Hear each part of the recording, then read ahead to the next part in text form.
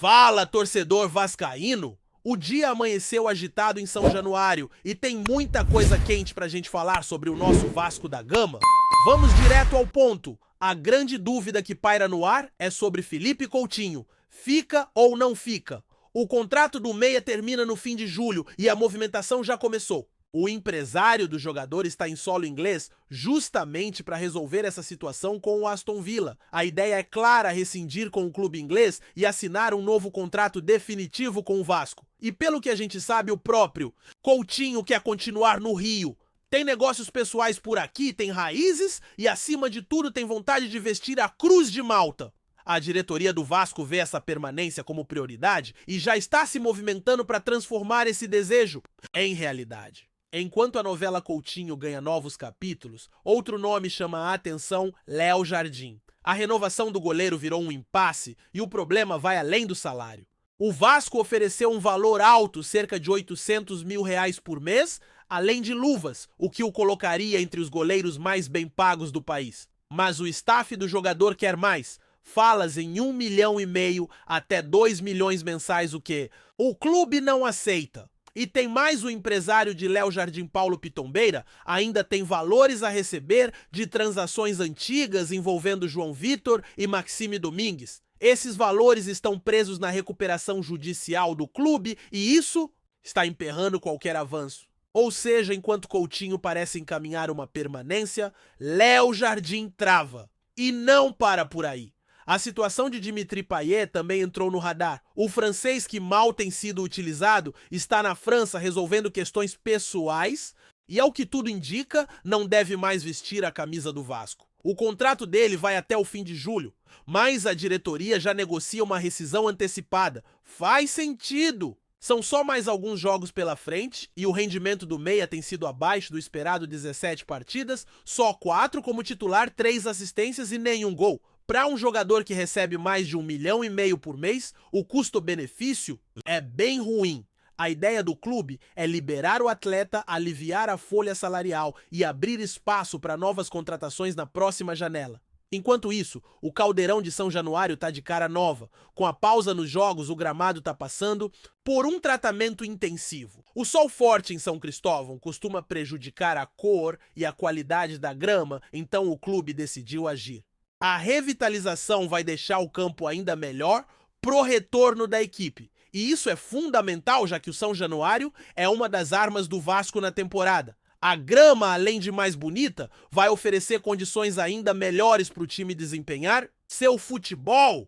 E olha só que notícia boa: o técnico Fernando Diniz está cada vez mais atento à base. Ontem, no CT Moacir Barbosa, tivemos a presença de 2 nomes importantes do Sub-20, Lucas Zuccarello e GB. Os dois treinaram com os profissionais e deixaram boa impressão. O Diniz sempre foi um cara que valoriza a base e parece estar começando a olhar com mais carinho para os talentos da casa. O Lucas foi um dos destaques da última copinha. E o GB é aquele centroavante raro, forte, habilidoso e com presença de área.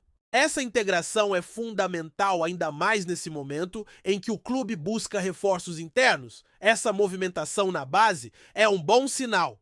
O futebol mudou e o exemplo tá aí. O Paris Saint-Germain foi campeão da Liga dos Campeões da Europa, não com os nomes de peso como Neymar, Messi e Mbappé, mas com um time intenso, coletivo e disciplinado.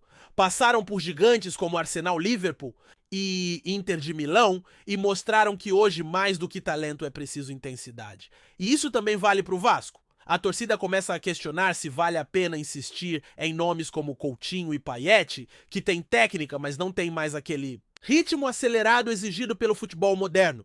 E se o PSG foi campeão com jogadores menos badalados, mas muito mais intensos, por que não olhar com mais atenção para o modelo de times como Fortaleza, Atlético Paranaense e Red Bull Bragantino? São clubes que, com elencos baratos e muita intensidade, têm feito bonito. O futebol mudou e o Vasco precisa acompanhar essa mudança.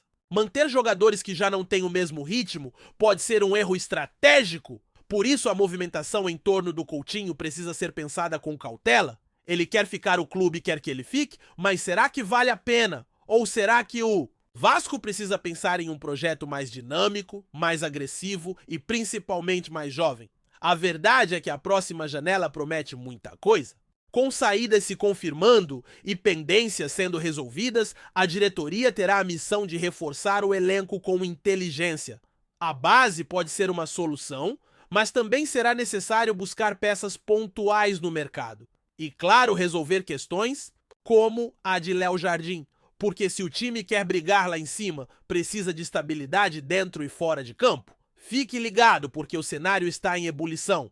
O Vasco está se movimentando, ajustando o elenco, limpando a casa, preparando o terreno para o que vem por aí. A torcida quer ver resultado, quer ver time competitivo que lute até o fim, e nesse momento de pausa nos jogos é fundamental que os bastidores funcionem a todo vapor, porque o que se decide fora de campo agora pode ser o diferencial quando a bola voltar a rolar. Com o campo sendo revitalizado, a base entrando em cena e os bastidores fervendo, o torcedor vascaíno se vê diante de uma fase decisiva na temporada. E quando falamos de decisões, não dá para ignorar o contexto em que o Vasco se encontra, um clube em reconstrução tentando equilibrar a pressão da torcida. As limitações financeiras, as exigências do futebol moderno e as escolhas difíceis que surgem no meio do caminho. A situação do elenco, por exemplo, reflete isso de forma clara. De um lado, há jogadores experientes com história e técnica, mas que já não entregam fisicamente o que o jogo exige.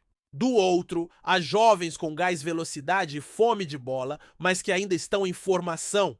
A mistura entre essas duas pontas pode dar liga, mas só se for conduzida com sabedoria, e é exatamente aí que entra o papel do treinador e da diretoria. Fernando Diniz tem uma visão moderna de futebol, prega intensidade, posse de bola, jogo apoiado e dinamismo. Isso se casa com a nova proposta do clube, que precisa urgentemente se desprender de velhos vícios e apostar em um modelo de jogo mais vibrante. A integração dos garotos da base com o time principal é um primeiro passo promissor. Ver Lucas Zuccarello e GB treinando com os profissionais é um sinal claro de que há uma mudança de postura. Esses garotos não estão ali à toa. Eles têm qualidade e mostram em campo que podem ser úteis já no curto prazo.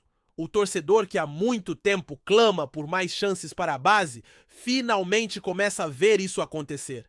Mas ao mesmo tempo em que a base ganha espaço, os medalhões do elenco vivem momentos distintos. A novela de Coutinho, apesar do desejo do jogador em continuar, ainda carrega dúvidas. Ele tem história, tem carisma, mas também carrega um histórico recente de lesões e atuações irregulares. O torcedor fica dividido entre a emoção e a razão. Já Payet praticamente não deixou dúvidas à passagem pelo Vasco, se encaminha para um fim melancólico. Apesar do nome e do currículo dentro de campo, ele não conseguiu mostrar quase nada.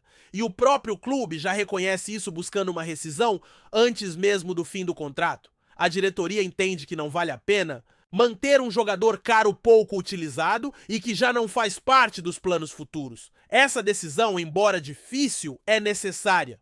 A situação de Léo Jardim, por sua vez, expõe outra ferida antiga do clube, as pendências com empresários e as dificuldades para honrar compromissos financeiros. O goleiro foi um dos pilares da equipe no ano passado, mas a renovação emperrou por causa de valores altos e de uma dívida com seu agente. O Vasco ofereceu um dos maiores salários da posição no país, mas não foi suficiente. E o empresário com valores ainda a receber por outras negociações está dificultando qualquer acordo. Essa falta de sintonia entre o que o clube pode pagar e o que os representantes dos jogadores exigem é algo que precisa ser melhor gerido. Não adianta montar um elenco competitivo se as questões contratuais viram um campo minado. Por isso, o trabalho fora das quatro linhas neste momento de pausa é crucial. Não tem jogo rolando, mas tem muita coisa acontecendo. O campo está sendo preparado, o elenco está sendo avaliado e o planejamento para o restante da temporada está sendo traçado com lupa. A diretoria precisa agir com critério, entender o que realmente funciona no elenco e o que precisa ser mudado. O torcedor não aguenta mais ver promessas que não se concretizam. E se a diretoria quiser ver São Januário cheio e vibrante, como sempre foi, precisa mostrar que está trabalhando por um Vasco forte e moderno. E nesse ponto, a questão da intensidade entra de novo em cena. O futebol de hoje é físico-veloz, exige jogadores que consigam manter um ritmo alto do primeiro ao último minuto. A técnica ainda tem seu espaço claro, mas ela sozinha não ganha jogo. O PSG mostrou isso. Quando apostou em estrelas como Neymar, Messi e Mbappé, não levou a taça. Mas quando montou um time de operários com jogadores que corriam, marcavam e se doavam, chegou ao topo da Europa. E se isso vale para um gigante europeu, vale ainda mais para um clube em reconstrução como o Vasco? O modelo precisa ser esse time competitivo, com alma, com entrega, mesmo que não tenha nomes de impacto. Essa é a realidade do futebol brasileiro. Atual, clubes como Fortaleza Atlético Paranaense e Red Bull Bragantino entenderam isso antes. Com elencos modestos, mas bem organizados, conseguiram fazer frente aos grandes, disputar títulos e até ganhar projeção internacional. O segredo está na estrutura, no planejamento e na escolha de jogadores com perfil adequado ao que se quer jogar. Não adianta contratar um craque se ele não tem mais gás para correr os 90 minutos. O torcedor quer ver raça, quer ver o time brigando, suando, acreditando. E se o Vasco quiser voltar ao protagonismo, vai precisar montar um grupo com esse espírito. Claro que tudo isso leva tempo.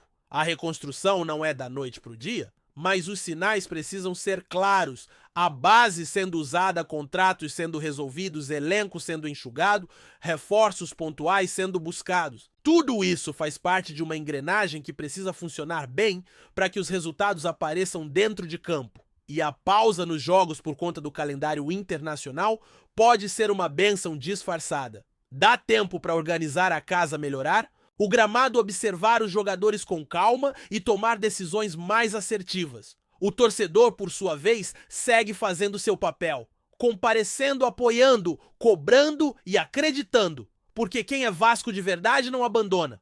Sabe que a história é gigante demais para ser reduzida a momentos ruins. E sabe também que mesmo nas dificuldades o Vasco tem força para se reerguer, com trabalho sério, escolhas certas e principalmente um elenco que represente dentro de campo. O que o torcedor sente fora dele, o caminho da retomada vai ser construído. E tudo começa agora com cada passo bem dado fora das 4 linhas. Esse é o momento do clube se posicionar, mostrar que aprendeu com os erros e que está disposto a fazer diferente. A torcida espera reforços sim, mas espera ainda mais atitudes coerentes. E quando vê a base sendo chamada, quando vê jogadores caros sendo dispensados por não renderem, entende que há uma tentativa de acerto. O torcedor é exigente, mas também sabe reconhecer quando o clube está tentando trilhar o caminho certo. A próxima janela de transferências será uma das mais importantes dos últimos anos. Não é apenas sobre contratar nomes, é sobre montar um grupo com identidade que represente a camisa e que esteja disposto a deixar tudo em campo. O Vasco precisa de peças que somem, que vibrem, que entendam o peso do escudo. Se isso acontecer, a temporada pode mudar de rumo e o caldeirão de São Januário vai ferver de novo, como nos velhos tempos. O futuro do Vasco está sendo desenhado agora em cada treino, em cada reunião de diretoria, em cada conversa entre empresário e jogador. O que está sendo feito hoje vai refletir nos próximos meses, nos próximos campeonatos e, quem sabe, nas próximas conquistas. Por isso, torcedor, fique atento, porque o gigante está acordando e quando o Vasco acorda de verdade, não tem pra ninguém. Antes de continuarmos, já te convidamos para se inscrever no canal Colina News e deixar seu like, assim você fica por dentro de todas as novidades do Vascão de forma exclusiva. Bora continuar! O mercado da bola no futebol carioca começa a ferver com rumores quentes envolvendo um nome que mexe com o coração da torcida tricolor e, quem diria, pode estar prestes a desembarcar no rival Cruz Maltino. Trata-se do xodó de Fernando Diniz. Na sua passagem pelo Fluminense, aquele jogador que ganhou status de favorito sob o comando do atual treinador do Vasco. Agora que Diniz está à frente do time de São Januário, cresce a especulação de que ele pode estar preparando uma grande surpresa para os vascaínos ao tentar trazer seu antigo pupilo para o clube. Durante o período em que Diniz comandou o Fluminense, esse atleta se destacou não só pelo talento em campo, mas também pela sintonia especial com o estilo de jogo do treinador, que privilegia posse de bola, intensidade e movimentação inteligente. A admiração era mútua e o vínculo criado acabou colocando o jogador como uma peça fundamental na equipe. Com a chegada do treinador ao Vasco, naturalmente, os torcedores cruzmaltinos começaram a sonhar com a possibilidade de verem o craque que tanto brilharam vestindo o manto tricolor, vestindo as cores vascaínas. Ainda não há nada oficial, mas fontes próximas ao clube já dão como certo que Fernando Diniz quer reforçar seu time com jogadores nos quais confia e que possam ajudar a implementar sua filosofia de jogo o mais rápido possível. E quem melhor do que aquele atleta que viveu seu auge sob seu comando? A imprensa esportiva carioca já começou a notar movimentações e contatos que indicam uma tentativa de aproximação entre Vasco e o jogador em questão, alimentando a expectativa de que o clube possa anunciar em breve uma contratação que agite ainda mais a rivalidade local. O burburinho nos bastidores é grande e as redes sociais fervem com comentários de torcedores das duas equipes. Enquanto a torcida do Fluminense lamenta a possível perda de um ídolo da era Diniz, o Vasco vibra com a chance de reforçar um setor que precisa de soluções e de um nome que pode dar um novo fôlego ao time. A chegada do jogador também representaria uma vitória pessoal do técnico, que sempre demonstrou a importância de trabalhar com atletas que entendem seu estilo e compartilham sua visão tática. No entanto, como em toda negociação, há muitos detalhes a serem resolvidos, como questões contratuais, valores e o desejo do próprio jogador. Mas a expectativa é grande e a possibilidade real, uma vez que o Vasco, sob o comando de Diniz, já mostrou que pretende investir em nomes que agreguem qualidade técnica e entrosamento imediato ao elenco. Portanto, os próximos dias prometem ser decisivos para definir se o xodó do treinador no Flu realmente vestirá a camisa vascaína, dando início a um capítulo quente nesta temporada do futebol carioca. Fique atento, pois o mercado de transferências do Rio de Janeiro pode ganhar um dos seus principais nomes em um movimento que, se confirmado, certamente vai causar um verdadeiro reboliço entre os torcedores e adicionar mais emoção a essa disputa já tão apaixonante entre Vasco e Fluminense. Afinal, no futebol, o inesperado é sempre uma possibilidade. E desta vez, o favoritismo de Diniz pode ser o ingrediente para uma surpresa e tanto. Trazemos notícias atualizadas do Vasco todos os dias. Inscreva-se no nosso canal e dê um like. Para continuar recebendo notícias exclusivas, compartilhe também a sua opinião sobre essa notícia nos comentários. Isso é muito importante para o Vasco da Gama. Até o próximo vídeo!